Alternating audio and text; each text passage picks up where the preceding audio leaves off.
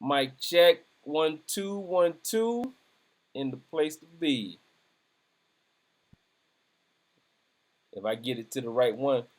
What's good with you, brother? We What's got my going on? man. We got my man Mike Gonzo. Uh-oh. We got some more. Oh, before we start. This is not the know all be all do what we say. Understand? It's not. Never that. This Never is that. this is some old school leaders that enjoyed leading in the process of leadership and had fun while we were doing it. And if we're still doing it, some of us on the still on the military side, on the civilian side, we just sharing stories, man. That's all we doing. And my man tonight, my special guest, he got some stories for y'all, man. Y'all probably heard Tons some. of stories. Y'all probably heard some stories about him already.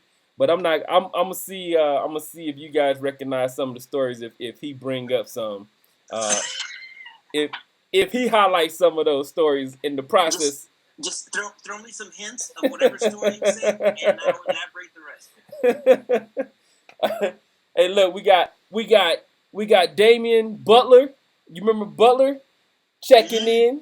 Great Dane 357. We got Inspector Nacho in the house, and we got the Jewel Junkie so far. I need y'all to go ahead and smash that subscribe button. And if you're watching this on the YouTube channel, go ahead and smash that like. You can't comment, but subscribe there too. All right. So my guest tonight is Mike Gonzalez, aka Gonzo. How you doing today? What's Tonight. going on, brother? Tonight. What's going on, Tonight. brother? Oh, you know what? Hold up. Before we go too far, let me go on and send this message to V. Cause he told me to make sure that I let him know when we go live. So I'm live right now sending this message. Let's see if this joker come on right now. So while I'm sending this message, first thing I want to know is, man, who are you and what do you do? Wow. Well, my true name is Michael Gonzalez. I'm from Corpus Christi, Texas. Born and raised in Eagle Pass, Texas. I see my bio. I still have my bio going. No, I was a 91 Romeo, turned into 68 Romeo. Uh, Joined in 95, got out in 2015, did 20 years and 4 days. And currently I am a state inspector. I work with both USDA and the state of Texas as a red meats inspector. I inspect the wholesale market that goes to the restaurant.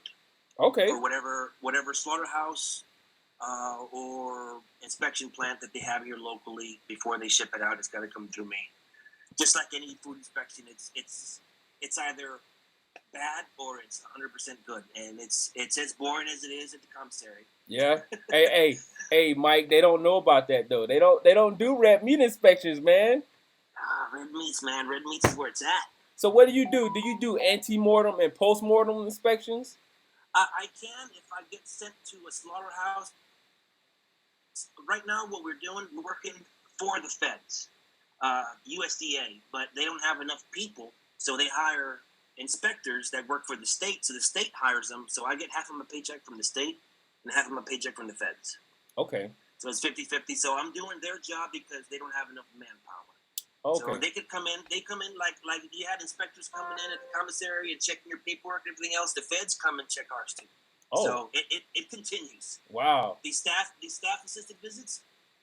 not the SAVs. I was like, oh man, I just gotta freaking check a couple thermometer calibrations and a couple logs and just check people cut meat. I'm good. I was like, hey, we're getting people coming in from Austin and saying, why? Over here, dude.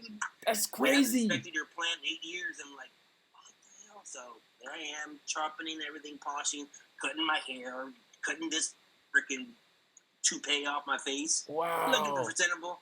And they come in, and it's as simple as it is, but you have all these inspectors coming in asking you 88,000 questions. You're like, what? This is a small plant. They're asking me slaughterhouse inspection questions when these people only produce, they only process 4,000 pounds a week. When a slaughterhouse, they process 4,000 pounds an hour. Oh, wow. Yeah. That's crazy.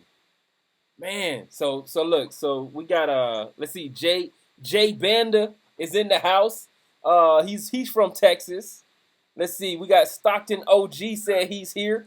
Hey, look, man, I need y'all to go and smash that subscribe button and make sure y'all turn on the notifications so y'all will know when we live. All right.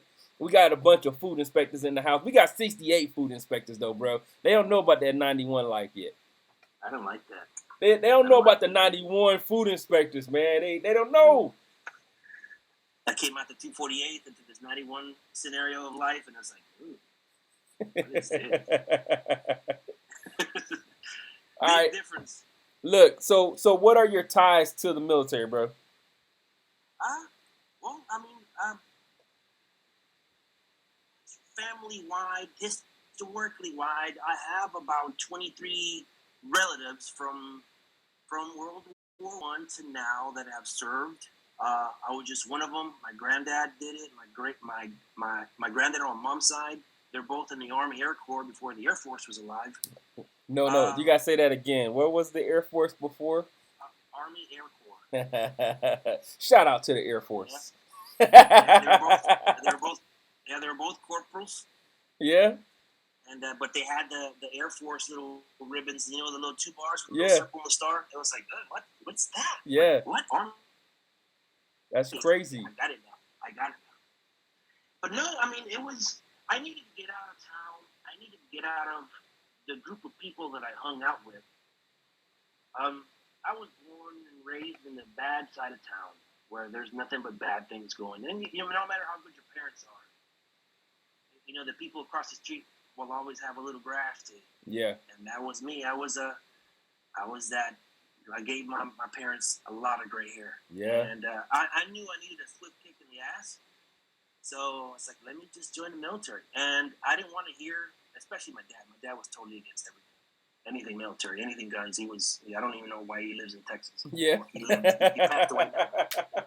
But I was already 18, so I left. I didn't tell anybody. What?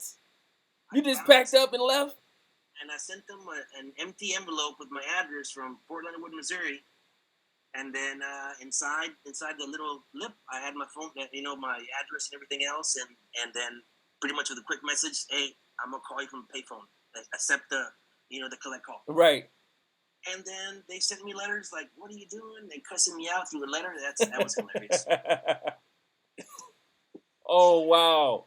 That's crazy. My grandparents were totally for it, and they were like, listen to your drill sergeants. There's only one way, the Army way, yada yada yada. And I was like, and my mom was all down, but my dad was like, hey. He was freaking out. He just thinks that he just watches too many Rambo movies, and he thinks we were just driving around in tanks all day, every day. It's like, dude, calm down. Stop watching TV. You're just shooting stuff and getting shot at. Yeah. Somebody try to hit you with the. My face. Yeah, man. Who is that? Victory. First time viewer. SSV 2400. That's top B right there. That's who that is. Happy birthday. Happy birthday. First sergeant in the house. That's what I'm talking about, man. How you doing out there, man? Appreciate you coming on and supporting. All right, Gonzo, we moving. All right.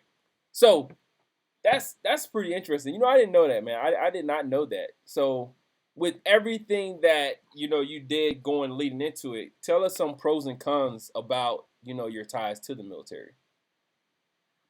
Well, I mean, I didn't see too many cons. I don't want to try to be cliche and say I'm Mr. Positive, because I never was. I was bitter all over to Bragg. Whenever me and you were Bragg, I was bitter. I was going through a divorce, and I just had a kid, so that was a pain in the rear. But besides that, that was the hardest part of me in the military, just my personal issues. But those got squashed after I came back from deployment. Divorce went through, and everything was peachy after that. But I never had a bad time in the military. I mean, I've made a lot of mistakes. I've gotten R15, I lost rank, and I took that route, which I'll explain later on. Oh, by the way, if anybody got any questions about anything, personal, anything, dude, send them. I got you. Well, anyways, I loved the military. I missed the military, the camaraderie. Absolutely. It was. I didn't expect to have a. My first duty station, I was at Fort Jackson, and all my barracks buddies, we still keep in contact, and we were tight. And then I went to the next duty station and think like, man, I'm never gonna have that. And then I found another crew, and we were tight. And everywhere I went, it was great. And I have family nationwide, and that's the coolest thing ever because we still stay in contact. We still FaceTime, make fun of each other, back face, and what happened to you? Because I put on like 50 pounds since 2015. Yeah, it's been great. What, man? You ain't have to get taped and height and weighted since then. No, man. No, I just got my bigger pants, bro. Just bigger pants and a bigger belt, man. It's just you just go ahead and adjust fire, huh? Yeah. Sometimes you just gotta roll with the punches. Hey, I'm ready for it, brother. Hey, V said I had to see the old man. He called you the old man. Look at this gray hair, man. Hey, there. Hey, look. What's that right there? Word. Yeah. Hey, if anybody's got that PDF, send it to me, man, because I make signs and I want to make one of them. I can't find it anywhere. Oh, I think the only person that have it is Chief, man. Chief. Yeah. He didn't like me too well. No. You might have to ask him for it. I have to ask him for you. I'll see if he'll let me get it. Yeah, I'll check that out. I'll send him his first sign. Tell him to give me his address. You gonna send it to him first? Thank you. Yeah. All right, bro. We gonna move. So we got So you have a situation, right? So you just told us earlier that what you're doing right now is you actually work for. You kind of do what you did in the military. It's all HACCP. It's all HACCP based. Yeah. Learn your HACCP, know your HACCP, and critical control points, temperature, this, and CCP1, blah blah blah blah. It's all HACCP. It's all HACCP based. I started learning HACCP back in 96, 97 when it started. Yeah, that's crazy, right? And then you transition out and you actually still use it. Yes. All right. Massive plans I got to go through. Really? Yeah. But look, so I noticed you got a lot of wood in the background, man. So tell us about your small business, man. Well, I'm the type of guy that if I don't buy things just to have them, everything's a tool to me. My car is a tool. This pencil is a tool. This hat is a tool. Everything has a purpose. I really don't buy things just to have. I do now. This house was extremely empty. Now I don't even have room anywhere. But I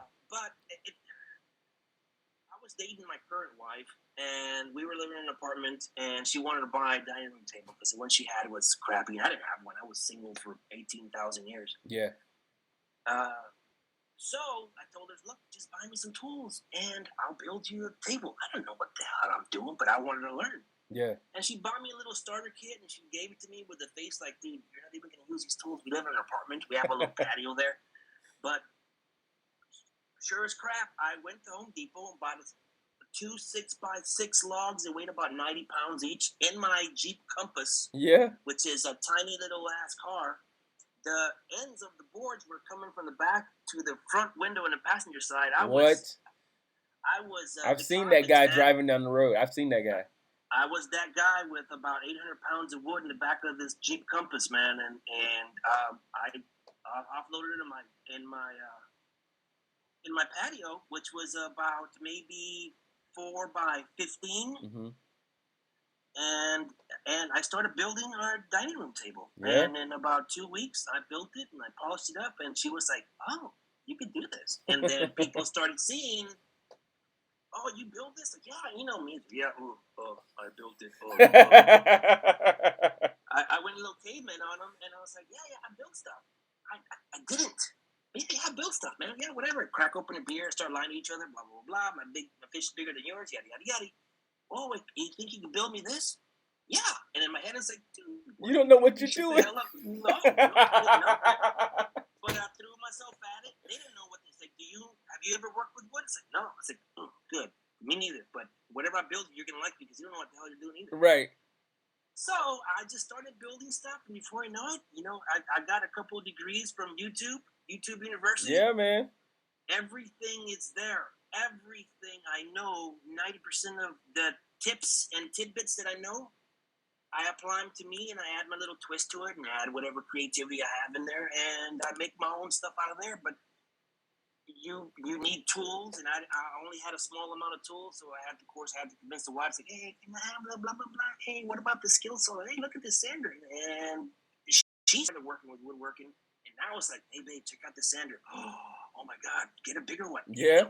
And I would, and she's into it. So I'm like, come on, but it's expensive, bro. It's Yeah. expensive. But like I said, if I could do with what I have, with whatever tools I have, I did.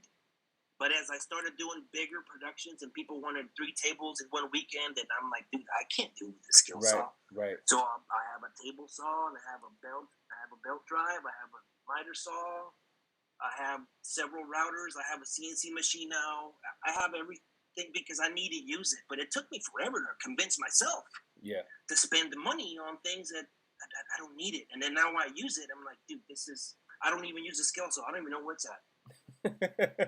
You don't know where the skill saw is? No, I have 2 saws now, and the skill saw was the starter kit, and it's there. It cost me like $90, and I think I might have to just give it away, just maybe mount it on the wall as like this is where it all started. Right. And what tips would you give for somebody that's trying to get started and doing their own thing?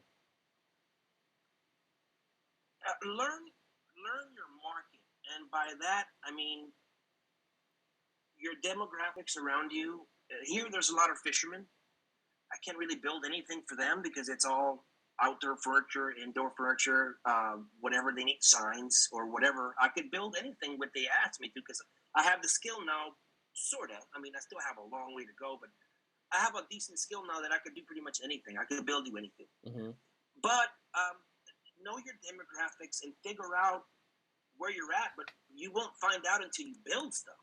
Mm. So we started last October. My wife got laid off due to COVID in April. Sad, funny story. She came home. I came home early. She was home. She had that look like, it's like, what? What's that look for? It's like, man, you look like you just got fired. It's like, I did. I got fired. Like, what? I did get fired. And I'm like, you got, it's like, well, okay, well, I guess you got fired. It's like, yeah, everybody started working from home, and I just, the new employer, she had transferred from one job to the other for better pay. So she was already climbing her ladder, and then all of a sudden, so she started, well, now I'm at home, it's like, well, build this and build that. We need a seasoning rack and blah, blah. She started building her own stuff, and she got interested, and she's like, hey, people want me to do these welcome signs. It's like, well, build them. And it's like, I threw her whatever she needed, whatever you need. And she backs me up 1,000%. Yeah. Hey, babe, I need this. Get it. Yeah. Hey, babe, I need that. Go for it. Because she's going to use it too. Right. And then when she sees it, it's like, oh my God. And then she gets her things. Ooh, I could use it for this too now. But no, she started making signs, and those took off. So we already knew this little niche market that we have. But I didn't know, I still don't know the niche market that I have. Everybody seems to like the signs. And these little chairs that I have that I build, they're little campfire chairs. Oh, I think I see. Yeah, I've seen those with names in the back, and I didn't like them because they were uncomfortable. But I had to keep in mind that those aren't for me. Right. Those are for them, and they're like I gave the first one I made. I gave it to my brother. I said, "Dude, keep it." And now I went over there to go visit him. I was like, "Dude, are you making more of these chairs?" Like, no. It's like, well, everybody asked me. It's like, who made you this chair? So, hey, where's your chair? Where's your chair? It's like, it's in the backyard. And they would go get it and come back and hang out with them, drink a couple beers and chit chat and BS, and they all look for that chair. And I'm like, really? Okay, well, now I need to build some more. And then I have an engraver now, so it's like, let me add some team names on there and make them personal and custom. Right. And it's like, well, let me sell them. It's like, let me sell them $50. It's like, do you think people will buy them $50? Like, hold on. And he called his buddy. He's like, hey, bro, my brother's gonna make some. What you like? What's your favorite team? Chiefs. Hey, he makes you a Chiefs chair. You pay $50 for it? It's like, I'll pay $75 for it. It's like, oh, word? So I took off and I've sold like 20 of those maybe. What? I just made one now. And then these hammers, these Thor hammers. Yeah, the Thor hammers, man. Yes. 550 cord, some paint, and I built some rings for them. I hand make those, and I built a little ball here in the back. I hand made those. I burn them so they could have like a little tiger stripe type thing. Yeah. And but that's the niche. I have to follow the basketball season. Okay, I need to start doing basketball stuff. Yes, throw yes. that out, and whatever bites. And but this coming year, I need to bring that to here and have a smaller stuff, because I would give all my customers, what do you want and how do you want it? Mm-hmm. And I didn't like that, but I had to, one, get some clientele going, and two, sharpen my skills. Okay. And sometimes we're like, yeah, we're at this and blah, blah, blah, and this and that angle and this thing and blah, blah, and I'm like, what? And I would tackle it, and before I knew it, I didn't like it. I don't like any of my work. Really? That's just I'm my worst critic. But they show up and like, oh my God, I'm going to send you my cousin and my uncle, my granddad, and before I know it, there's 5 more orders I got to do. Wow.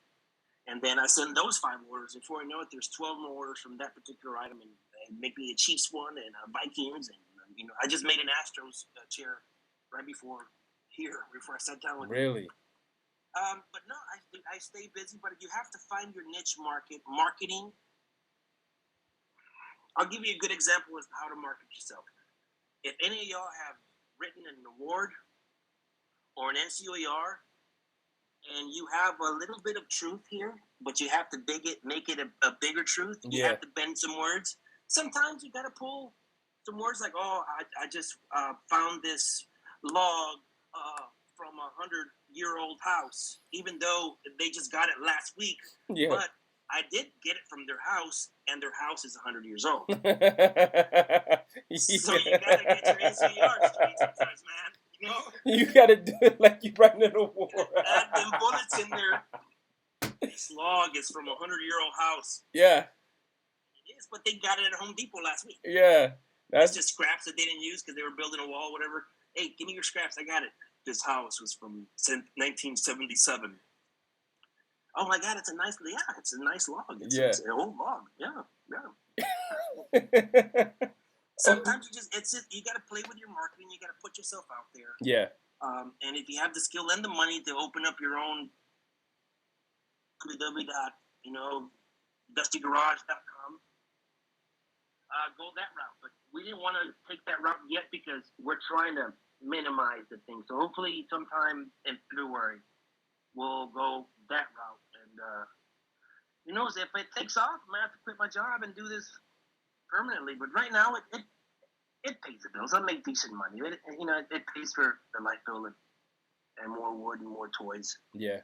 I'm getting ready to buy another toy that's sitting back here. I gotta take this lumber behind me and put another table back there. And I'm buying a lathe where I have to get old logs. I have so much wood out here. I have logs that I'm waiting to dry so I could carve them out and make beer mugs out of them. Okay. Carve them out, have a little handle, and see, it's oval. So when you cut it out, you're gonna have some gouges on the left and the right. And I'm gonna fill those in with some epoxy. So whenever you pour your beer into it, you can actually see through the log because there's no wood there. Yeah, that's awesome. So it's filled in with the epoxy. So when you fill it up, you see how much beer you got left. And there's a bunch of drugs here in South Texas, so that'll be an easy catch. Yeah, on the beach. And these logs are free, so that's a good thing. Every 3 months, the city out here has a little. Hey, put your junk on the edge of your sidewalk. Come pick it up. And every 3 months, they throw away logs, and everything here is oak. There's a lot of oak here, live oak. Okay. So I'll just drive by the truck and start filling the truck up. Oh, that's good. And start drying some wood and start that side of life and see if it bites. And if it doesn't, you don't know if it's not gonna until you do it. Yeah. Look, the Great Dane Butler said that's awesome. Jewel Junkie said shout out to the wifey for the support.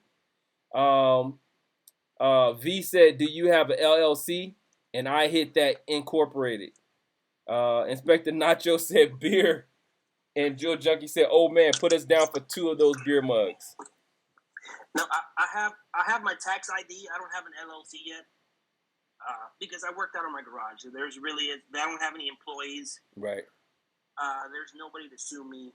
They can, by all means they can. They'll take this house with them. But But I don't have anything. There's this one lady that wanted me to build her a crib, and I was so excited to do it. But man, cribs are scary. Right. You got kids because I had to put little sticks all around the crib. He was 2 years old. It's like, man, he's starting to jump off of things. It's like I don't need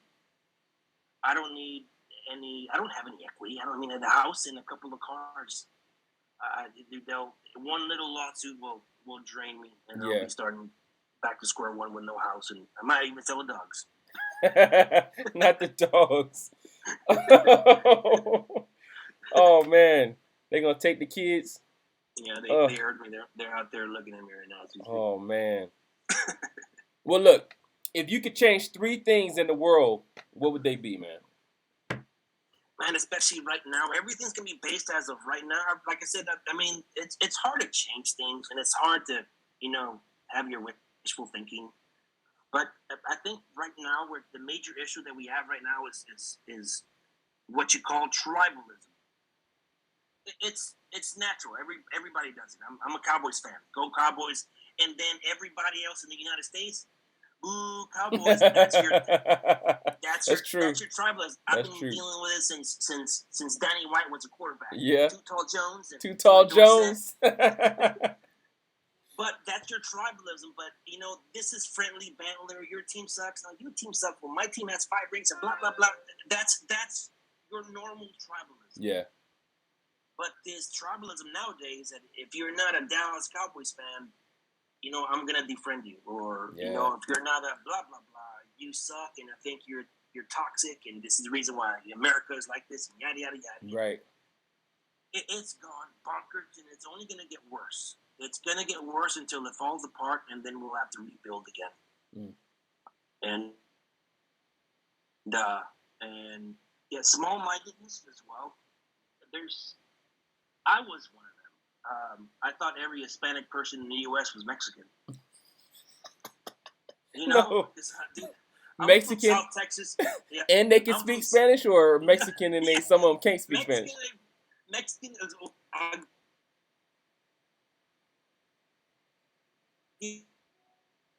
You're gonna have to go.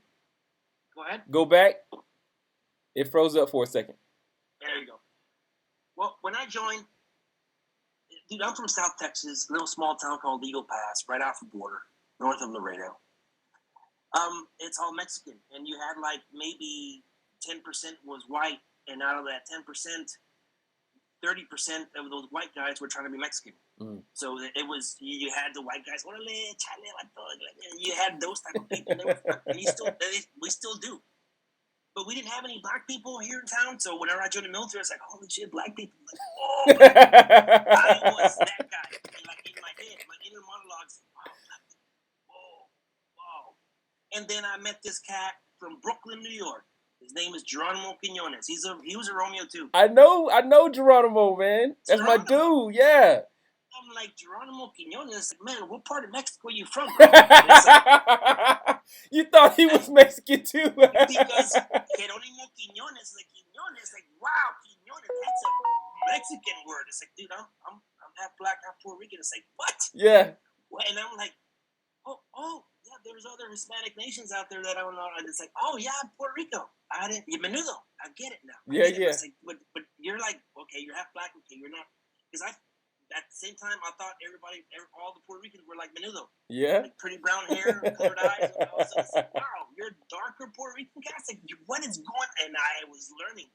And that's where the journey of me learning came from. Okay, well, I've never met this type of people. Let's go hang out with the Peruvians. Let's go hang out with the Vietnamese. Let's go hang out with the Malaysian. My first roommate was from Cambodia. Chang Bang. He had a story. He had a great story. Yeah. But I lost my train of thought. What was your question again? You was on the third one. Your 3 things that you would change. What would they be? Oh. Well, besides the small-mindedness, you gotta learn everybody and stop being so small-minded and learn the people around you. Learn your neighbors. Know your neighbors. Love your neighbors, and know everybody. Don't be afraid to know people out of your comfort zone. Yeah. I threw myself at that because I didn't know nothing, and I was embarrassed at myself because I was an idiot when it came to social norms. Right. Oh, black people. Oh, wow, black people. Oh, really? Throw me off because I only saw them in the movies, Yeah. Yeah, that's crazy, so man. I was that guy. Now, dude, I know everybody. Anybody I know said, dude, who are you? What you need? I'm from Egypt. Let's do this. Let's go. Oh, I'll feed you absolutely. some Mexican tacos. You feed me your food, and we'll collab and we'll sit down and we'll eat each other's foods. And it was great. And that's how it was. It's always been. Yeah, man. That's how it's been ever since I've known you. Let's see. Hey, Butler said he needs your address, bro. Hit me on the side. I have something for you. For the Dragon Vets. Cool. That's he's Great Dane 357. Jill Junkie said yes. Inspector Nacho says he's a coconut, so he's brown on the outside, white on the inside. Hey, we got a lot of them over here too, man. Yeah. Let's see. I think that's all for those. Okay, so let's tone it down a little bit. So how do you know me? Funny you would say that because I got to Fort Bragg. I think it was. When did you get to Fort Bragg? 2008 or 9. 2000. No, yeah, you have gotten there at 8. I had just come back from deployment. My first deployment. Came back. I was in charge of Bravo Squad. Yeah, Bravo. Yep. And then all these rumors. Oh, Sergeant Gifford's showing up. Sergeant Gifford's like, no, Sergeant Gifford's like, yeah, whatever. All right, cool, whatever.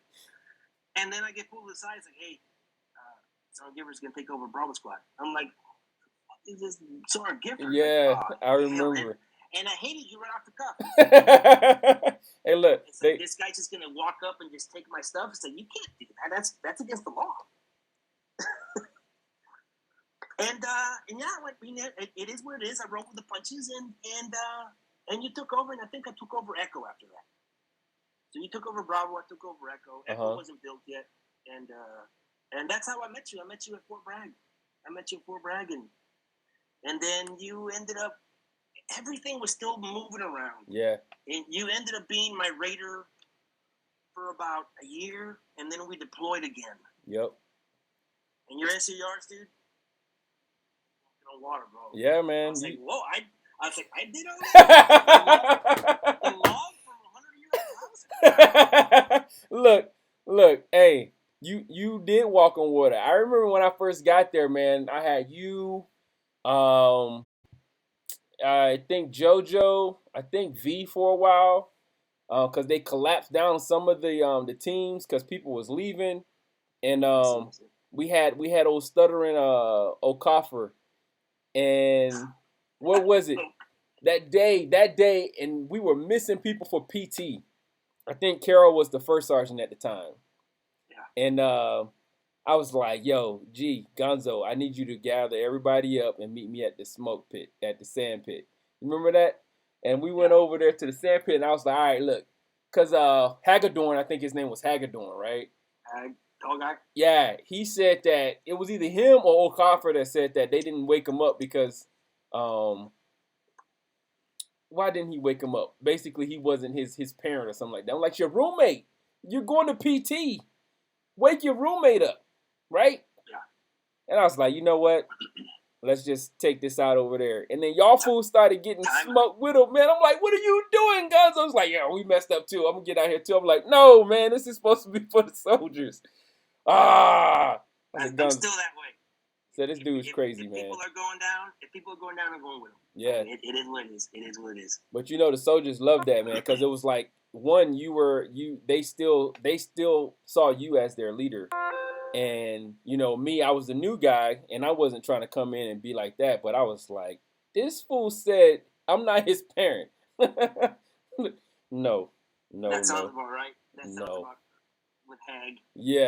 Yeah, same guy who they dared to stick his finger inside that ant pile and hold it there for a minute.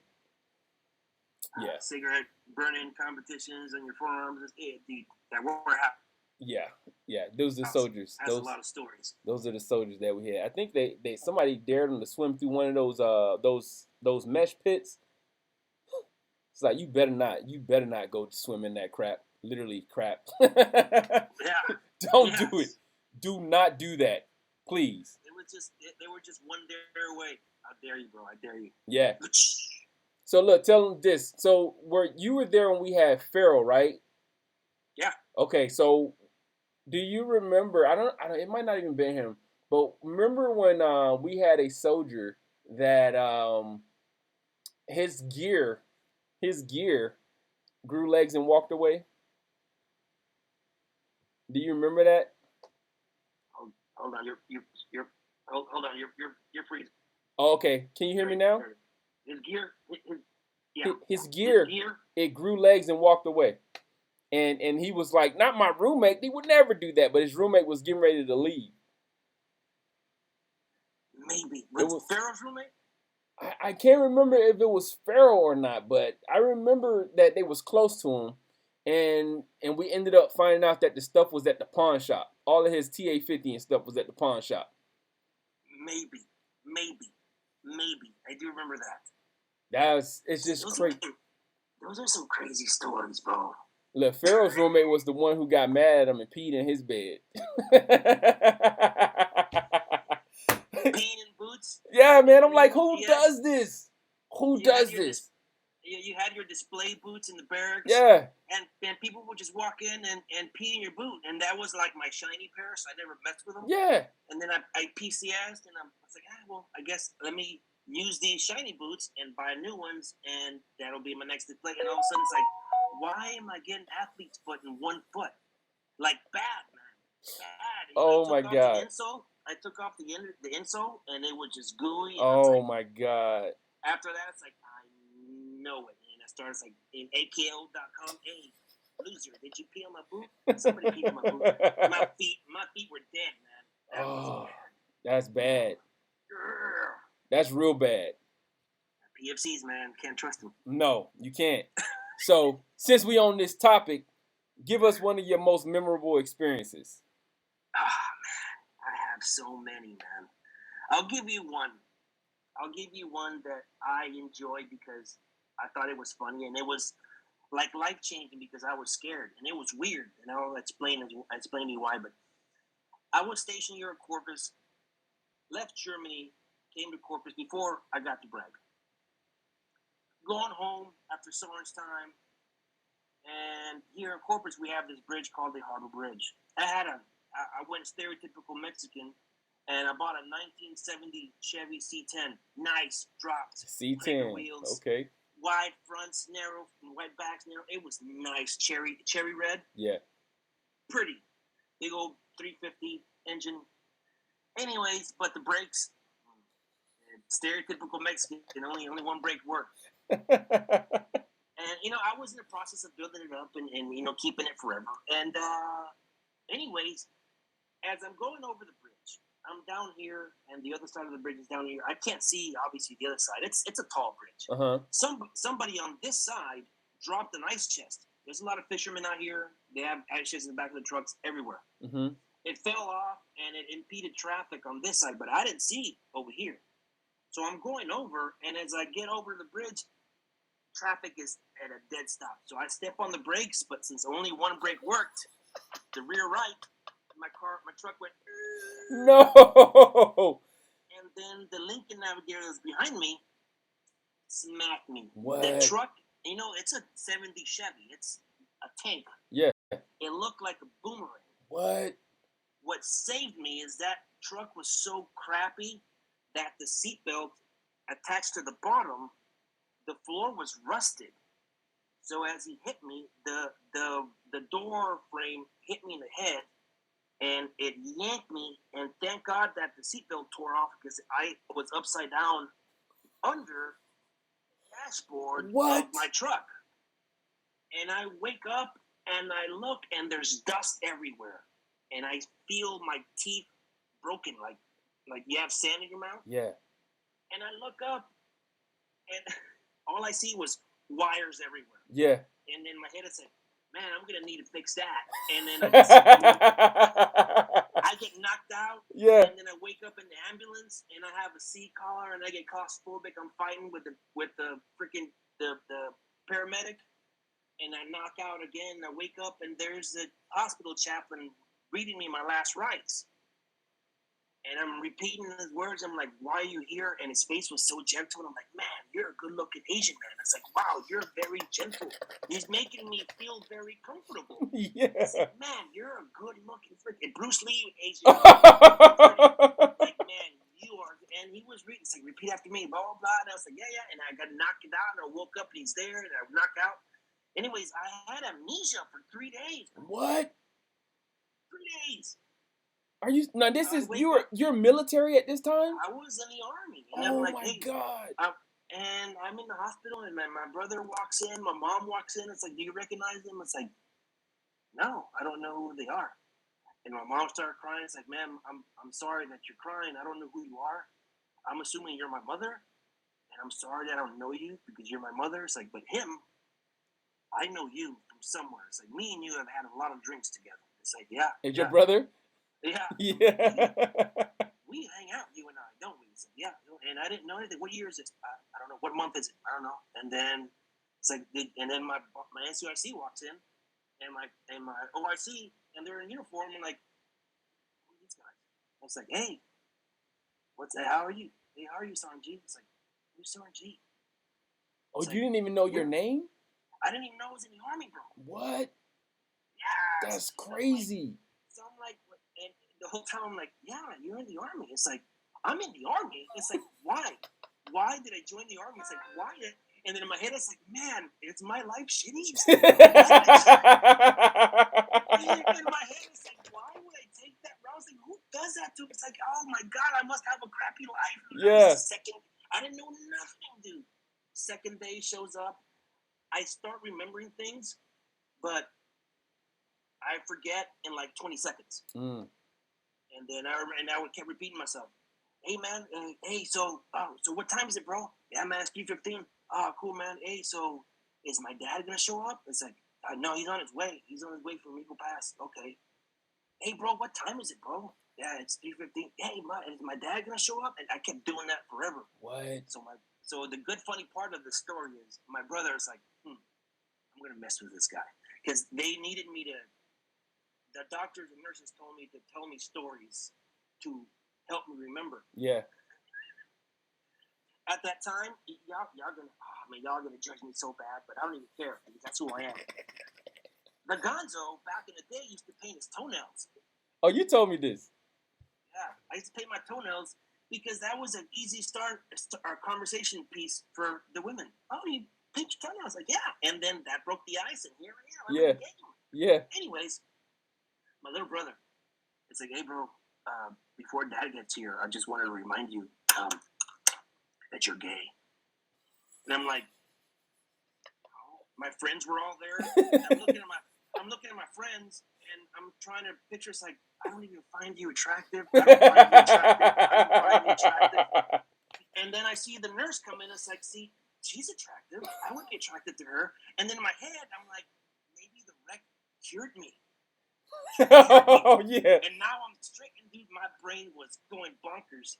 But they would laugh, and they would have to do it again. But I kept forgetting things anyways. Yeah. So they would have to wait 30 seconds. Like, hey, bro, just want to remind you that, hey, Dad's coming over, but just want to remind you that, you're gay. And they did that forever until everybody stopped laughing. But they were doing that for like an hour, and then they finally came through. And then it's like, but hey, he knows, and it's cool. It's like, dude, I'm not gay, bro. I'm not gay. I was like, and then they showed me, they put the blankets down. It's like, look, dude, you paint your toenails. You dress up as a woman on the weekends. And I'm like, what? It's like, and then I'm trying to put myself in a dress, and I'm like, dude, I don't even like that. I can't picture my. And I'm like, high heels? It's like, yeah, dude. No.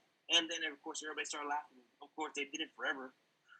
But it's a very memorable story. And then one morning, on the third morning, I woke up, and it's like, and I remember the accident. And I remember I was at sergeant's time that day. And I remember I ate 4 drumsticks. I still remember I ate 4 drumsticks. And we played poker. And we had a little sergeant's time. And then we had a little get-together afterwards. Yeah. We had a small little cookout. And then going home, I remember it's like, yeah, Lincoln Navigator came and crashed. Yeah, I remember now. Oh, yeah. And then remember the dust and the wires under my dash. And then, yeah, okay, well, now, do you remember, we're going to bring your mother in. If you remember who she is, yeah, Norma. I know, Mom. Her name's Norma. Yeah. Oh, okay. They brought her in. I knew the year, yada, yada, yada. But I remembered after the third day, but still, going back to do food inspection again, I had to, like, open the books again. It's like, okay. I knew the gist and the basic food inspection, but I didn't know 40-66 and 40-67 and, you know, this code or that code or what. I didn't know anything. Hold on. Did you just say 40-656 and 40-657? I got soldiers today that don't know 40-656 and 40-657. Bro, I'm like, how you not know? Yes, I'm sorry. I didn't mean to cut you off. It was our Bible, man. You had to learn that. You had to learn that. I'm just saying. You had to learn that. Mike, now, how long have you been out? Since 2015. 2015. This man still remembers food inspection regulations. 40-28, that doesn't exist anymore. The NADIC guide for MREs, that doesn't exist anymore. Bruh. 404s for refrigerator failures in Germany, I did every month. Now they call it something else now. Yeah, the 404 is now the 7538. It's too late. 7539 was the 51 something. The one that we had to write everything down on all the 1232 changed, I think. Yes, 817. Like, yeah. I'm like, why they do that? That's stupid. Yeah, but anyways, to close the barn door on that. But I just wanted to highlight that you've been out for a while and you still remember those rags. Yeah. And there's some soldiers that's in right now that don't know it. I'm just saying. Take a page out the book. All right, Gonzo. Give us one life lesson that you can leave us with. There you go. You're back. Give us a life lesson. You gave us a lot. You're cutting out again. What was I saying? I said, life lesson? Yeah, give us one life lesson, man. You gave us a lot already, but hit us with a life lesson. You have to continue learning, and you got to keep in mind that when we were your age, 20s, teenagers, you were learning from people that were still trying to figure it out themselves. Mm-hmm. So don't follow that as a verse because they're just trying to figure it out themselves. They're just teaching you what they've done. Mm-hmm. Best thing you need to do is hang out with old people, older than me, and young people, and gather knowledge. You know, my drinking buddies now, they're coffee drinking buddies. In the morning, I'm the youngest one. Oh, yeah? The oldest one right now is 97 years old. Oh, wow. And we hang out, and he used to be a customs inspector. He used to inspect customs here at the naval base, and he did it for 37 years. And another retired chief, he was in the Korean War, and the chief, he sits down with us, BSs, all military guys. My coworker, he's military. He was a Romeo as well. My other coworker, he's a Romeo as well. And we sit down, and I shut up and I listen. They don't want to learn from me. I need to learn from them because not that they did it right, but they did it another way, and it could be a better way. When it comes to me building things here, there's always several ways to skin a cat. There's several, and the more knowledge, unnecessary knowledge that I have, I think it's the better. And my wife hates it because I know everything. Oh yeah, that's because of blah blah blah. I say, how do you know, dude? Because I research everything. Yeah. And research it, and I research the research, and so you're never too old to learn anything. Don't be that old stubborn guy that thinks they know it all, or don't be that younger guy, cocky, going up the chain, brand new NCO, that they know everything. Not everybody is. Don't treat your subordinates as a cookie cutter. Don't lead them the same way. They're all different people, and it took me a long time to learn that because I was the same way as you were. Do as I say and shut the hell up. Yep. That's it. But I had to step back because I got slapped in the face. Not literally, but it's like, dude, however you're doing it, this is not the way it is here. And it's like, what are you talking about? I just came back from brag. I had that brag mentality. Mm-hmm. And I had to reel it back and start all over and go take these kids to the lunch and chit chat and BS. Where are you from and how are you doing? How's life? And learn from them. Yeah. And then I had to learn how to be San Gonzalez at a different angle because the one I was using was they weren't ready for it. Yeah. I was too blunt. I am still too blunt, but I was still too blunt for them, and I had to pipe down. And now with this being Mike Gonzalez, I have to learn how to be Mike Gonzalez. I don't know who this guy is. I still don't know. I just met him 6 years ago. Yeah. And Sergeant Gonzalez died. That guy died in 2015. So I have to learn how to be me, and I can't take this military frame of mind into my wife and kids because they're like, dude, we're not having it, dude. You ain't in the army anymore, guy. Right. Calm down. Right. So I'm still learning how to be Mike, and it's important to continue learning, man. Don't be afraid to ask questions to anybody. Yeah. To anybody. That's good, bro. That's good. I go by that one, and I appreciate you highlighting that. Yeah. So give us a leadership lesson. Well, that pretty much that was my biggest, where I felt the biggest failure, where I couldn't get through my troops because I've never had issues until my 17th year. Mm-hmm. And all of a sudden, it's like I'm doing things wrong. It's like, no, you're wrong, dude. This is my army. This is my army. Yeah. And I had that mentality. Mm-hmm. And this is my army. This is mine. I fly that flag because of people. Blah, blah, blah. Right. And I had to pipe down. And I had to. We had a QA there, the civilian inspector. He was a former first sergeant. It's like, hey, Top. I still call him Top. Yeah. He retired like 15 years prior. It's like, hey, Top, got a minute? It's like, yeah. These troops. So let me tell you something. You need to step back and just shut up and listen. It's like, what do you mean? Shut up. He said, yeah, just let them talk. Let them talk and they'll tell you everything. I'm like, okay, good and bad. Mm-hmm. But you need to learn. It's like, these are not your robot troops from Bragg, where everything was, there's only one way to do it, and it's a Bragg way. There's one way to do it, it's this and that, and there's regulation, there's Bragg policy. I still had that, and it worked at Bragg, and I was good at Bragg because I was used to it. I had to chisel that guy out and build a new guy without anything, without any guidance. So I had to learn from my troops. One of them was older. She was maybe 6 years younger than I was. So I sat down with her, smart, top noser, Sergeant Fisher. She left Carlisle and went to Japan, and First Sergeant V was her supervisor over there. Okay. But no, she taught me a lot. Yeah. And she taught me to shut the hell up and learn your troops, and I did. She was a PFC. You learned from a PFC. Yeah, I learned from a PFC. It's like, you know what? Like, I have to figure out, and I have to swallow my pride and figure out, dude, you don't know everything. Shut the hell up. You need to shut the hell up and sit down and listen. Yeah. So I went to the commissary, visited them, walked me through, and I didn't know any food inspection. It's like, look, I know I don't want to be the cliche NCO. It's like, hey, teach me what you do. No, I really need to learn. Teach me what you do because I haven't done food inspection in 7 years. And of course, they walked me through, and we got along. And all of a sudden, we were a pretty good team, but it was a rough first year. Yeah. Great Dane Butler says 100%, and he said, I have a lot to learn, brother. Thank you for your insight.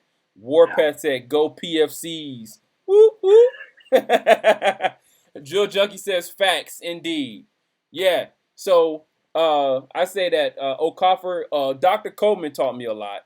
But then getting Okafor, that joker, he taught me a lot too because I still had that mentality. I mean, we were on Bragg, so we had to have that mentality, sort of, kind of. Yeah, but it didn't help being on Bragg when you already had that mentality and you got there, and then it was really like, you in my army, you will respect my authority, And then we had Mama Greco who was like that too, and it was just like, you will execute on command, or you will be detonated in place. It was just one of those things, right?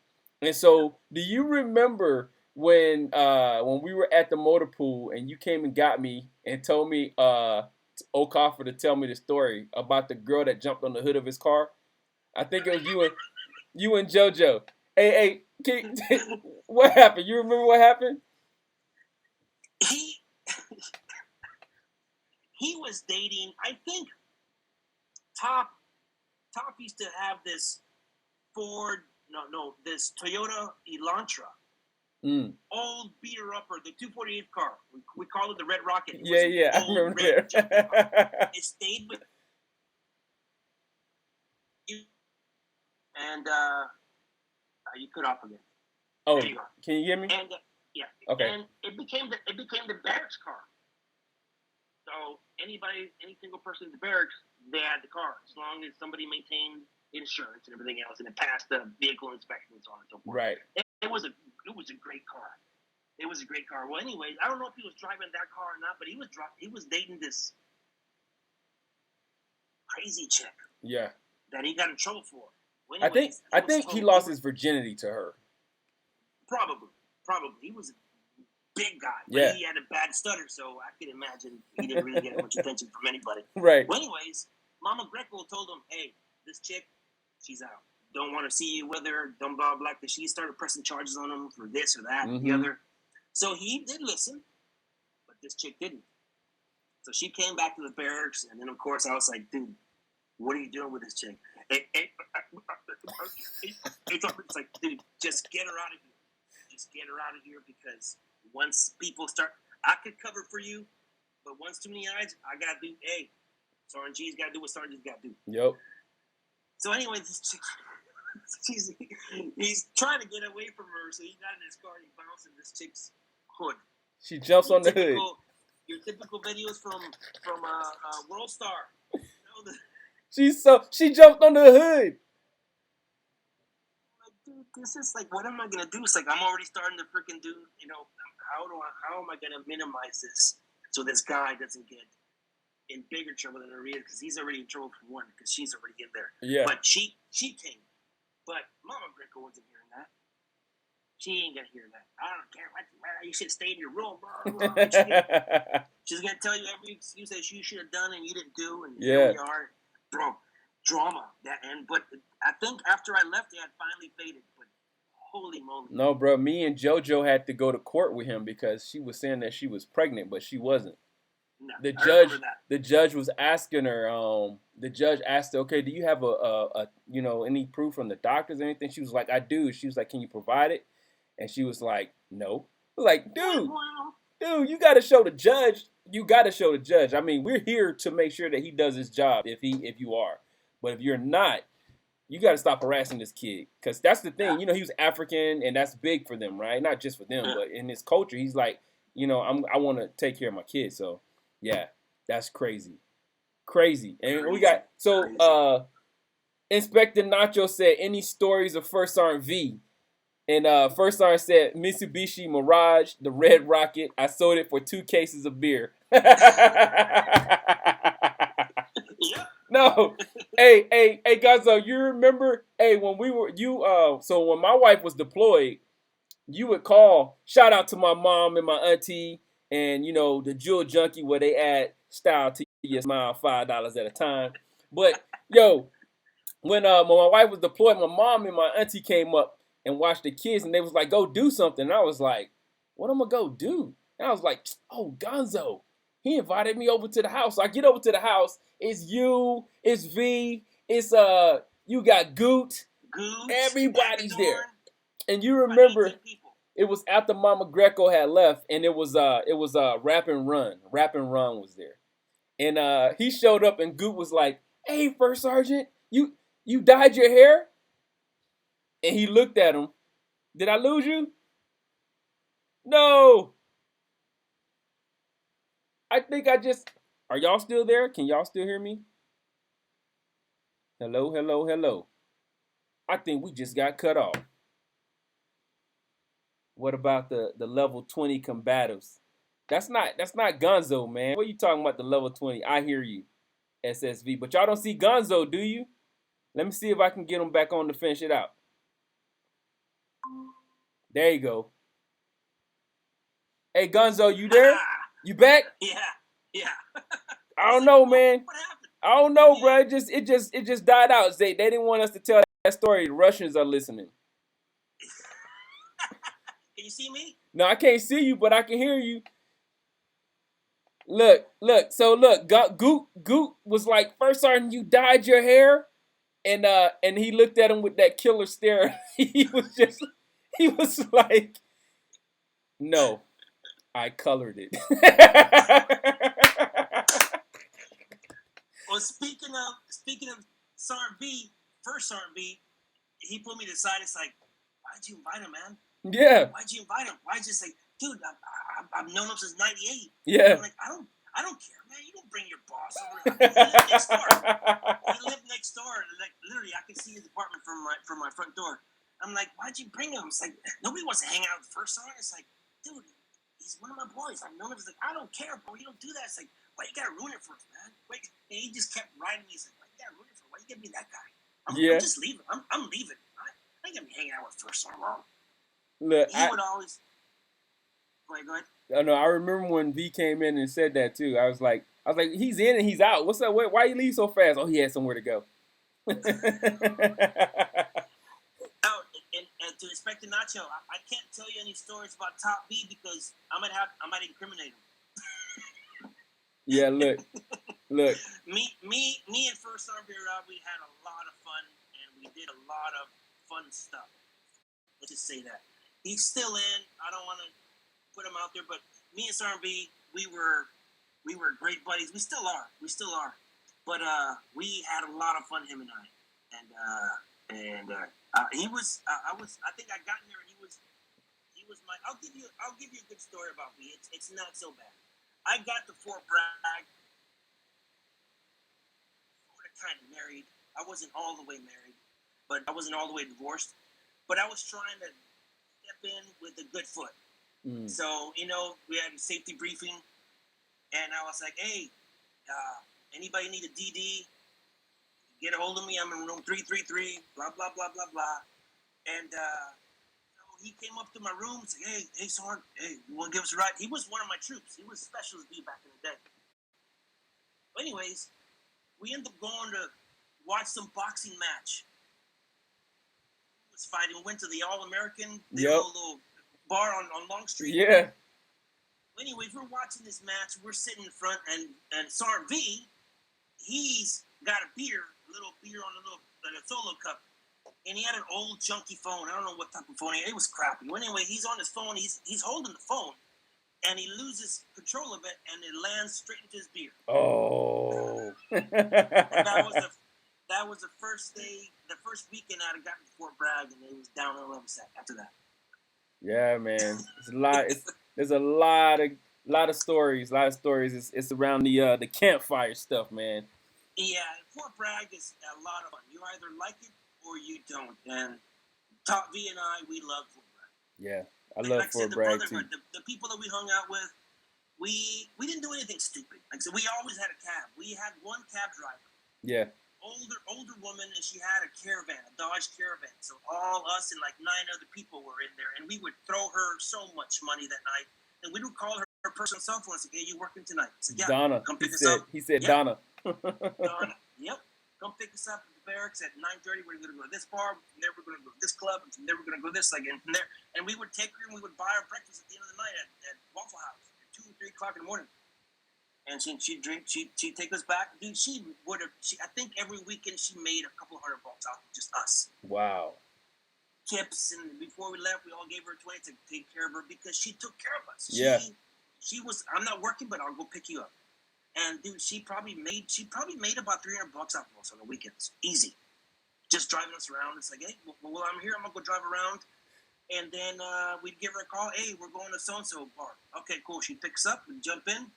We go to the next bar, and we'd pay her for that trip. And everybody had $10, $5 to it. Before you know, every trip cost $10, and we would give her like 40.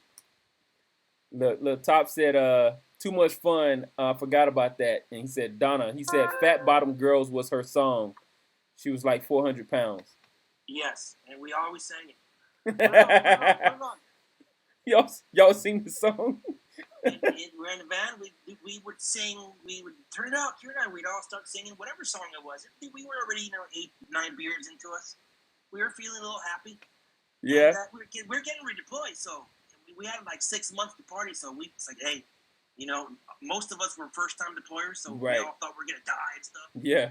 Like, hey, we won't be coming back. Yeah, and soldiers get drunk. And it's like, man, I want you to call. I want you to talk to my mom because she's scared and I'm gonna die. It's 2 a.m, dude. I can't freaking talk to your mom right now. I've already had like 12 beers. What's wrong with you? And look where I am. Miss Caps, Mama Caps. Yeah. Yep, I remember Caps. No, I promised you. And then in the back of my head, it's like, dude, don't be making any promises, man. I promise you I'll take care of him. And then he ended up going somewhere else, man. I didn't even see him the whole time. And they do that. I don't understand why they did that. They would switch you out with somebody, another team. Remember they broke us up right before we stepped out the door. Yep. I'm like, why would you do that? We trained together to go as a team, and then y'all switched us up. I mean, well-oiled machine team. Yeah, and we worked. We got Okafor to be functional. We worked, dude. Remember, I was part of ammo. I was pulling out ammo. I was part of ammo detail. We pulled out 25,000 rounds one day, and we had 300, 400 shooters to process. Mm-hmm. And if you didn't have the ammo back at the ammo supply point by 5:30, you're stuck with ammo until the following day. So I told Top and Commander, said, hey, what time does the range close? 6:30. Well, let's shoot till 6:30. I'll stay here with the ammo. Yeah, you had to have a guard on that joker. Yep. I have my weapon. I have all these rounds, and I locked and loaded, and I camped out at the freaking range. And then Gutierrez showed up, and Sarcano showed up, and Sarn Reyes showed up. Diego Reyes. Yep. They showed up, and we just bounced around, and we had fun. We brought pizza and a laptop and watched movies, and that was the stuff that I missed out there in the range. And there I am coming out of the freaking, slept next to the ammo, coming out of the Humvee where the ammo was at, and I had to dry shave because there was no sink, no bathroom, and back to shooting again till 5 o'clock the following day. Yep. And those were the days, and I love that. And I had no kids, I had no wife. It's like, go home. I'll stay here with you. I got nowhere else to go. I got nobody to go home to. Yeah. And I just told, hey, somebody just bring me some pizza and some sodas, and I'm good. And Goot and San Diego and San Reyes, San Cano showed up, and somebody else. It might have been Heat. San Heat. Yeah, I think he might have been gone already. Well, they showed up. They kept me company. We all stayed there, and we woke up 6 o'clock in the morning. People showed up at 7:30. Breakfast chow, and ammo was already ready. And that was the name of the game, and I love that. Yeah. I love that. All right, brother. So give me some great leaders in your book, and then we're gonna end it with a quote that you live by. I'm not that one guy that follows leaders. Like, by all means, there's great leaders out there, but I don't really follow them as to. I love him because I'll give you one guy I do like, but I have a list of people that I do follow because I enjoyed the way they raised me. Yeah. Anyways, Roy Benavides, first Master Sergeant Roy D. Benavides, SF guy. Google that guy, read his story. There's a lot of YouTube videos on him. He'll tell you the story. Mm-hmm. Old, he literally just looks like me, the big old belly right now, uniform, big old raspy voice. But I enjoy his story. I'm more of a that motivate me, that give me some oomph every day. I listen to a lot of David Goggins. Yeah. The SEAL, Navy SEAL guy, right? Jocko Willink. I listen to him. I listen to a lot of Joe Rogan. But the three people that I do enjoy their company and their knowledge and their mentorship growing up was my granddad, Juan Gonzalez Sr., my other granddad, Isaac Avila, the current, my dad was the oldest. He passed away on me before I deployed. Oh, sorry. But my uncle, no, you're good. My uncle, he's always been my second dad since day one. So I still call him. I talk to him. I chit chat with him. I haven't talked to him in a long time. I gotta call the guy. But their way they were as men, the way they taught, they were all coaches. Mm-hmm. The way they taught football, baseball, I've been following them my whole life, and I've always wanted to be like them. Okay. And so those were my leaders, the people that I look up and want to be when I grow up. Good stuff, man. Now give us your quote, a quote that you live by, something that sparks you. Man, there's. I'll give you two.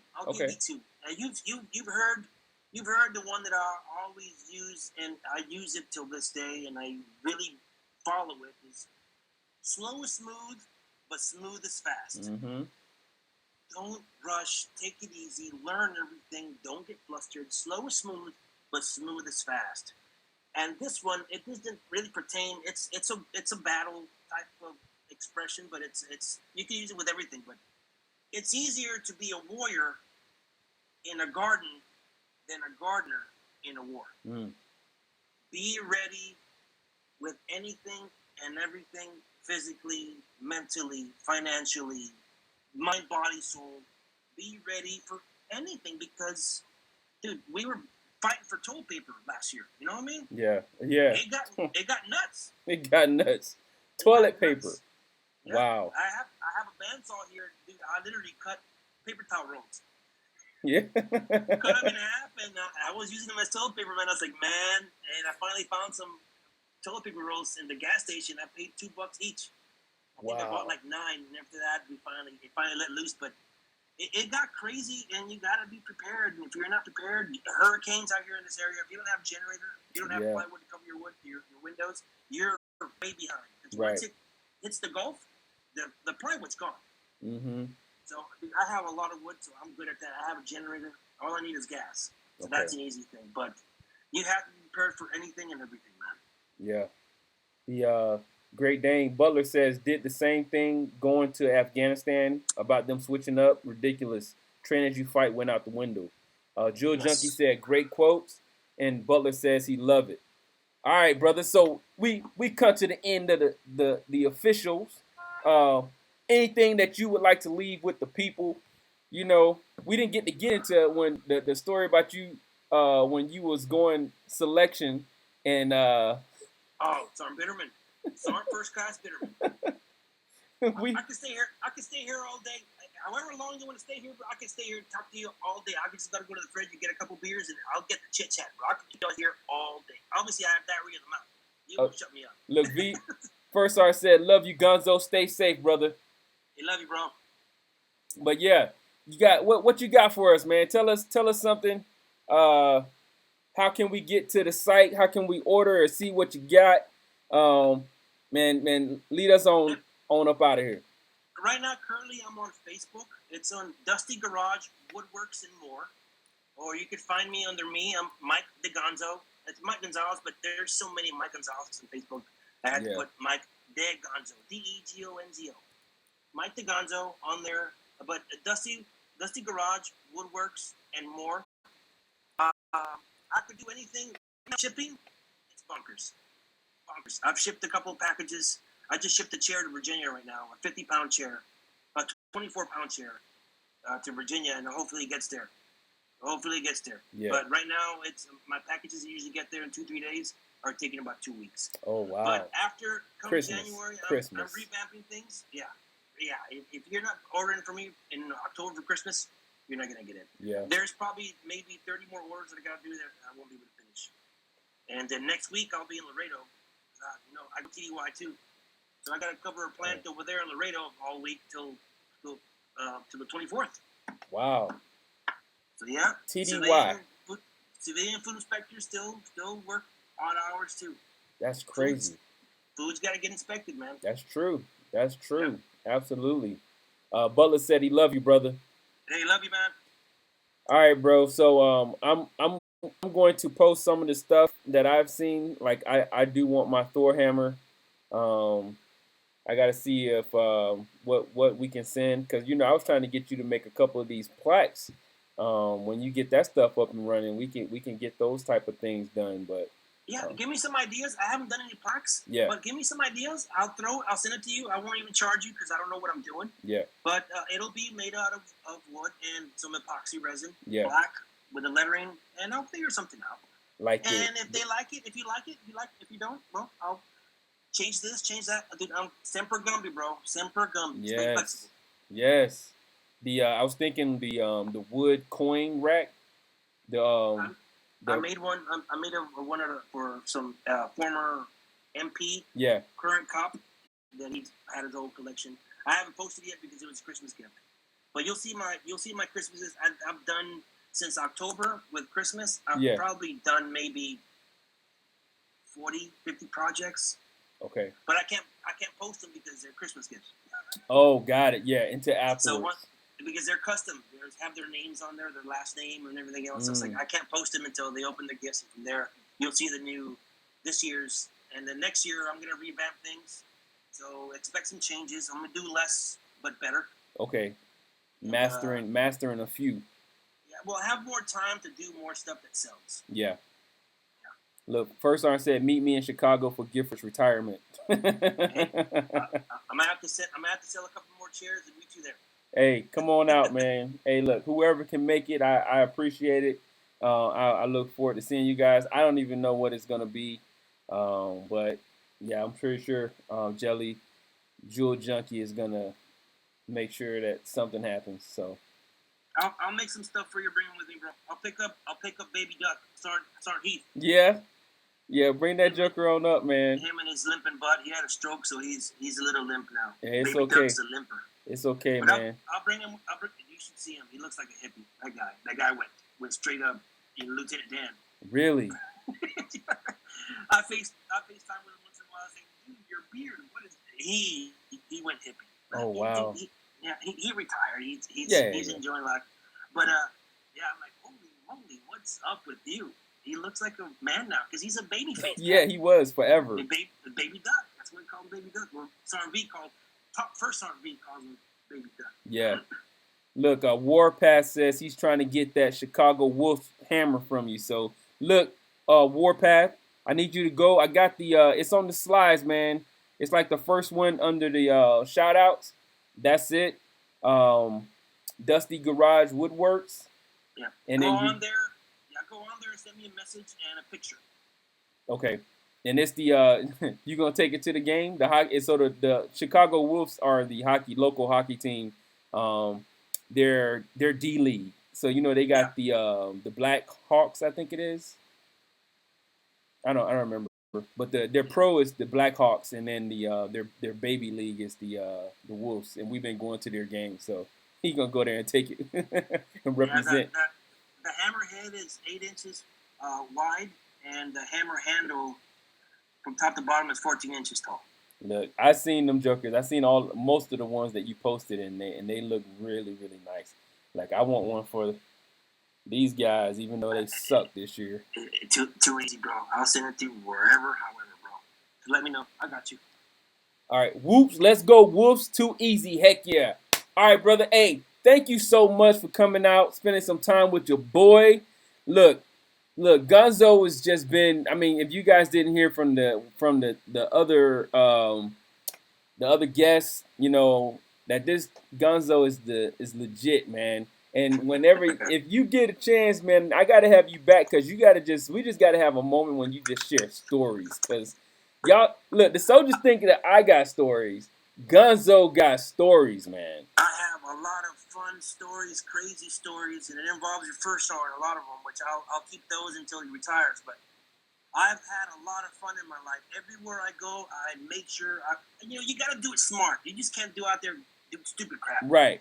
You get to spend a lot of money because it's cheaper to get a cab than it is cheaper to pay bail and lose rank. Yep. I guarantee you that. I know it's cliche and it's old NCO telling its truth, but it's the truth. I got DWI in Germany and I lost rank. Hey, real quick. Where were you going when you got that? Or where were you coming back from? My DWI in Germany? Yeah. I was in Stuttgart, Germany. I had a buddy of mine that needed to get dropped off at his girlfriend's house. We got together. We had a couple of beers. I didn't have that many, but German pints, they're stronger. I stopped drinking around 10, and this is how crazy alcohol is. I had maybe 8 of those. I had about 8 pints from like 3 in the afternoon to like 10 at night. So you would think, an hour in between. That was my thought process. So he comes knocking on my door at 4 in the morning. I already slept 6 hours. No big deal. I said, what the hell are you doing, bro? Hey, man, I need you to take me over here. He was drunk. It's like, dude, I don't have money and I don't have. It's like, dude, let's go to the ATM. I'll give you some money. 200 Deutschmarks back in the day, about $100. Yeah. So I was going to drop him off. I said, don't don't leave there until you sober up and use this $100 that they gave you, 200 Deutsche marks to take a cab back. Because his daughter, his baby daughter was over there. Said, don't bring your daughter over. You're freaking drunk. Just stay over there. Wake up, sober up, eat breakfast, get in the cab, and come back. Right. I got you to your cab. Anyways, we got lost. And me thinking that, I only had 8 pints from 3 in the morning to 3 in the afternoon, 3 in the morning. That's 12 hours. I should be sober, right? Nope. And let me tell you why I need you to be careful when you're out there thinking you're sober, because I wasn't. I blew a .124. 0.124. And the Polizei was like, how are you still standing? I was like, I'm not drunk, sir. I wasn't slurring. They gave me the sobriety test. I passed it with I'm not a stumbler. I just get louder. Yeah. Right now. I just speak louder, but I don't slur, and I don't stumble. Don't get me wrong, I have. But that day I was like, I don't know how I blew a .124, and they took blood on me, and the blood came at .123. And of course, I went from brand new E5 back to E4, and then I got a Gomer, which is a General Order Memorandum of Reprimand from a 2-star general, and that pretty much killed my career. I know I would never see E7. Yeah. So after that, I had to play chess with my career because I still had 14 years left, 15, 16 years left. So I was going to make Staff Sergeant, and I couldn't make Staff Sergeant right away because then I'll be stuck in limbo. It's like, well, you're still a Staff Sergeant after 5 years. You got 15 years. We need to put you out. Right. So I stayed in E5 forever. Yeah. Just playing the chess game and swallowing a lot of pride. Yeah. And seeing my troops like First Sergeant make E6, make E7, and I'm still sitting here on E6. Felt sorry for myself a lot for the stupid mistake that I made. One mistake. Right. One simple mistake, and it ruined my ladder. It cut my ladder. Yeah, man. I rolled with punches. I still did what I did. I enjoyed the military. I didn't want to get out. I loved it, but I had to play chess with my career and not get promoted too quick, too fast. And that's the route that I'd take, and I lost a lot of money, and I probably still would have been in, and I probably would have been a First Sergeant, hopefully. Yeah, man. Absolutely. But I didn't. I did my 20 years. I bounced. I came home, and I got to raise my daughter. She was 10 when I came home. She was counting the days. I always told her, when you turn 10, I'm going to be home with you. Yeah. And I literally waited to sign my DD-14 on her birthday. Really? So I went to San Antonio. It was my last uniform. I shaved. It wouldn't even fit. I had to put on like 20 pounds in those 2 months. When I went, I signed my paperwork. I put in my last award, and retirement award, MSN. They put it into DD-14, and I signed my DD-14 on birthday, and it was kind of tear jerky. I was like, wow, yeah, I'm Mike Gonzalez as of right now. Yeah, man. And that was weird. It was a long, sad trip home. I felt sad, but I felt happy because I was going home to pick up my daughter. It was her birthday. Let's go waste Dad's money. Yeah. That's awesome, bro. Hey, look, I definitely you are one of those people who should have been promoted much higher, and I know that we got you were marked, and that they kept that, they held that over you. It's like, it is one of those things, and I tell these guys about that, and I shared that story, and so for you to be able to express it, man, and then they're hearing it from you, I think that it'll sink in a lot more. That it only take one mistake to mess up your career, right? I am quick to use myself as an example of what not to do, because I've done a lot of stupid things. I was young and I was dumb, and I kept a lot of crap, and I had nobody else to blame but me. But I was bitter. I hated a lot of people, and it took a toll on me. It took a toll on my mental health. That's another thing. Take care of your freaking noggins. Yeah. I'm serious. Absolutely. I'm serious. I'm still dealing right now. I am currently, and this is how personal I am. I don't even care. I'm gonna use myself as an example. I am currently on antidepressants because I had a panic attack in traffic. Crazy. I was getting ready to walk out because there was a car to my left and a car to my right.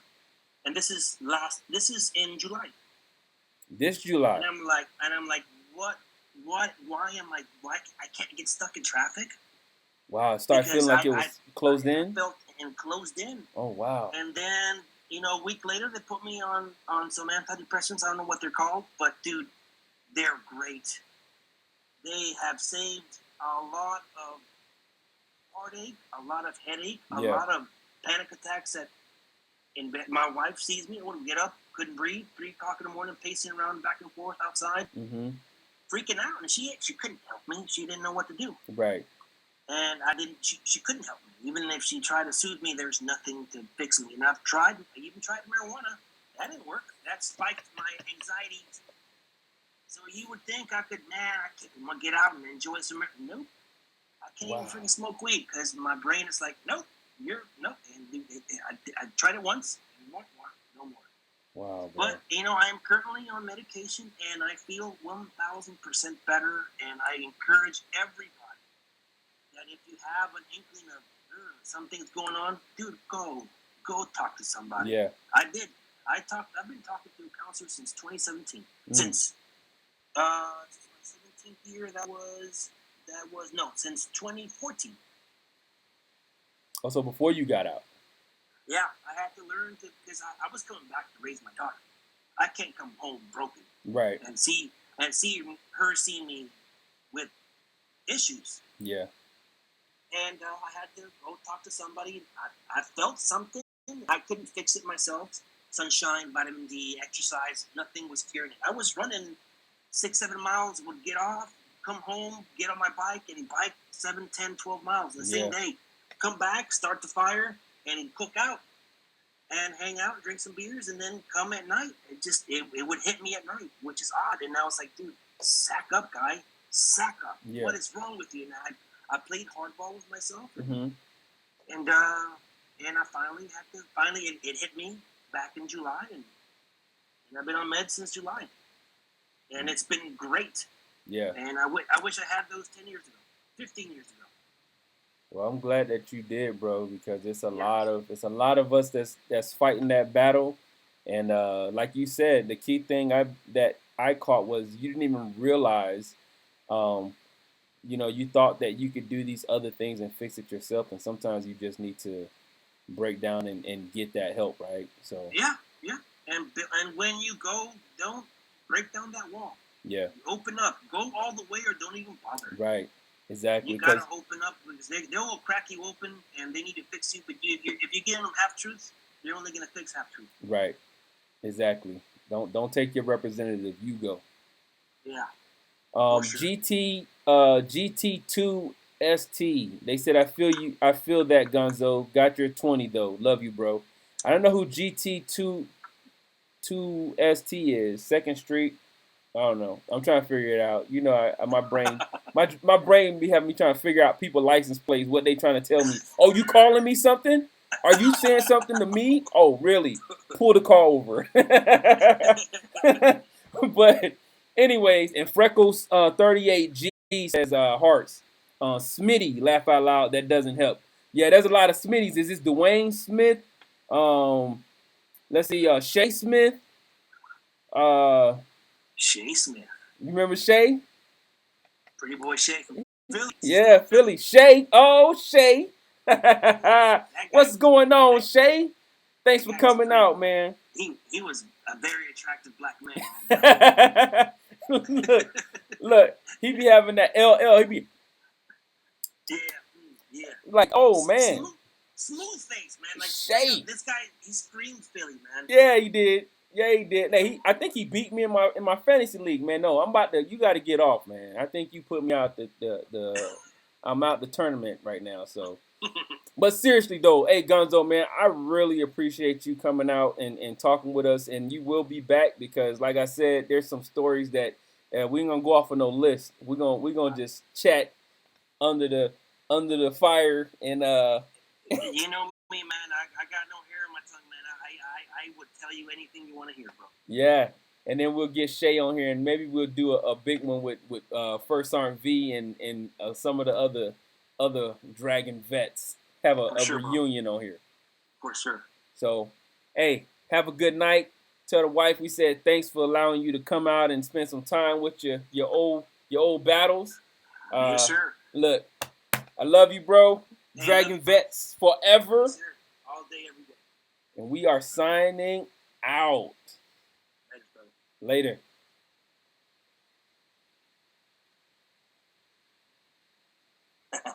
Everybody else, hey, y'all have a good evening. And thank y'all for coming out and spending some time with us. Let's see how you do this. Boom.